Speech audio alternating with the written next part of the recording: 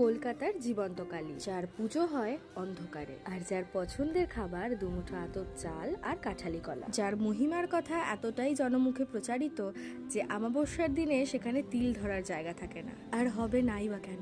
এমন কোমল হাসি মুখ দেখে অনেকেরই অনেক কঠিন অসুখ সেরে গেছে, কিংবা কেউ ফিরে পেয়েছে তার জীবন। যার শুধু দর্শনে মুক্তি ঘটে কাল সর্প মাঙ্গলিকের মতো সমস্ত জটিল গ্রহদশার। তিনি হলেন মা শ্যামসুন্দরী। আর মা যেহেতু এখানে 5 বছরের ছোট্ট মেয়ে রূপে পূজিত হয়, তাই ভক্তরা তাকে ভালোবেসে চকলেট, বিস্কিট এই সমস্ত দিয়ে থাকেন। কথিত আছে এই অন্ধকারে আরতির সময় অনেক ভক্তগণই নাকি তার উপস্থিতি টের পেয়ে থাকেন। কখনো তার চোখের পলক পড়তে দেখা যায়, আবার কখনো তার স্থানের পরিবর্তন ঘটে। দুপুর 12টা এবং সন্ধ্যে 6:30টার সময় বিনামূল্যে সমস্ত ভক্তকে প্রসাদ পরিবেশন করা হয়। শিয়ালদা মানিকতলার খুব কাছে এই মন্দিরটি অবস্থিত। এক্সাক্ট লোকেশনের জন্য আমাকে কমেন্ট করো, আর আপাতত সবাই কমেন্টে বলো জয় মা শ্যামসুন্দরী।